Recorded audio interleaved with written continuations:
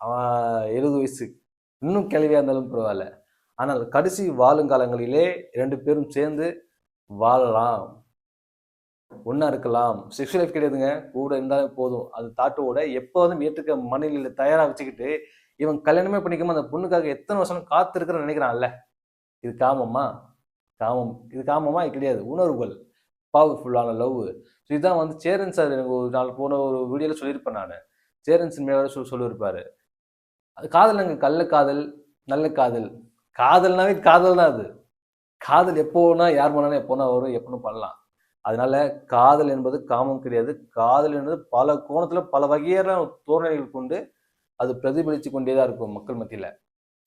அது எல்லா அனைத்து ஜீவராசியும் நான் மென்ஷன் பண்ற காரணம் என்னன்னா, காதல் அந்த அளவுக்கு ஒரு அதுதான் இந்த உலகத்தை இயக்கிட்டு இருக்கு.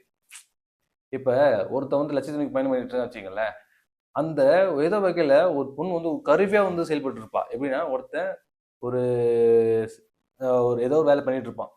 இந்த பொண்ணுக்கு ஏதோ திரைத்துறையில அந்த பொண்ணு ஒரு சாதனை பண்ணி ஆசைப்பட்டிருப்பா. எப்படின்னா, ஒரு டேரக்டராக ஆசைப்பட்டிருக்கலாம். ஸோ இவன் என்ன பண்ணுவான், அவனை பேசி அவனை இவனால வந்து நினைச்ச எது வேணாலும் சாதிக்க முடியும். சோம்பேறித்தனமா சுத்திக்கிட்டு டைம் பாஸ் பண்ணிக்கிட்டு சுத்திட்டு இருப்பான். ஆனா அந்த பொண்ணுடைய ஆசையை, அந்த பொண்ணு பேர் கொண்டு காதலுக்காக அந்த பொண்ணுடைய ஆசை நிறைவேற்றுறதுக்காக போயிட்டு இருப்பான். பட் இவன் வந்து ஒரு காலகட்டத்துக்கு அப்புறம் வந்து வெளியே போயிட்டு இருப்பா, அவுட் ஆஃப் செஷன், அவுட் ஆயிட்டா. பட் ஆனா இந்த பொண்ணுக்காக வேலை செஞ்சோம். பட் இப்போ இந்த பொண்ணு போயிட்டா. பட் இந்த இடத்துல அவன் இருக்கான். இதே வந்து திரைத்துறையில சாதிக்காத இருக்கான். காரணம் என்ன? இந்த பிரபஞ்சம் இவ வந்து அடுத்த கட்டத்துக்கு போகுது. பெண் வந்து ஒரு கருவியாக இருக்கிறா. இந்த மாதிரி பல வகையில பல கோணத்துல பல பெண்கள் பல லட்சத்துக்கு ஒரு கருவியாக செயல்பட்டு இருக்காங்க. பட் அந்த லட்சத்திற்கு பயணம் பண்ணி அவன் ஜெயிச்சிருவான். பட் அந்த கருவி அங்க இருக்காது எல்லா வாழ்விலும். பட் ஒரு சில வாழ்வில அது இருக்கக்கூடாது.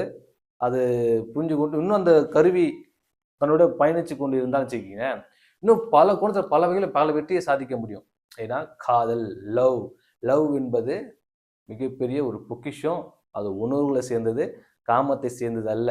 காமத்தையோடு கலக்கும் போது இன்னும் பவர்ஃபுல்லா மாறும். எப்படின்னா, ஒரு காதல், ஒரு பெண் வந்து ஒரு பையனை காதலிக்கிறான், 2 பேரும் ஒருத்தர் ரொம்ப விரும்புறாங்க அப்படின்னா, இந்த காதலுடைய அதிகம் வாழ்க்கையில வளர வளர வளர வளர ஒவ்வொரு நாளும் வளரும்.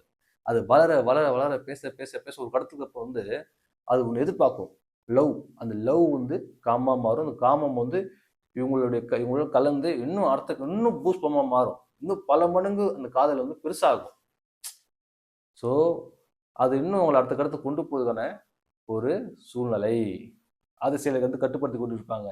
ஏன்னா தன்னுடைய ஃபேமிலி